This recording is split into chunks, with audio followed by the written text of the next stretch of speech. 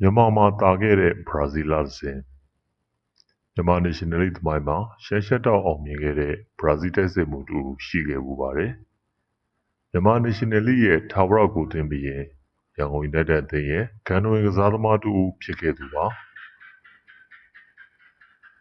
သူကတော့မြန်မာပရိသတ်တွေစီဇာလို့သိကြတဲ့ဘရာဇီးတိုက်စစ်မှုစီဇာအော်ဂတ်စတိုပါ။စီဇာက2012ဘောလုံးရာသီမှာဘရာဇီးစီရီစီကလပ်ဘာကာဘယ်အသင်းကနေရန်ကုန် United ကိုပြောင်းရွှေ့လာပါတယ်။ရန်ကုန် United မှာ2015ဘောလုံးရာသီထိ3ရာသီဆက်ကစားခဲ့ပြီးအသင်းနဲ့အတူပွဲ100ပြည့်ခဲ့ခါ105ဂိုးသွင်းနိုင်ခဲ့ပါတယ်။စီဇာဟာရန်ကုန် United အသင်းရဲ့ပုံရိပ်ကစားသမားတူဖြစ်ခဲ့ပြီးဒီနေ့ချိန်ထိသူ့စွမ်းဆောင်ရည်ကိုဘယ်ကစားသမားမှမီအောင်မလိုက်နိုင်သေးပါဘူး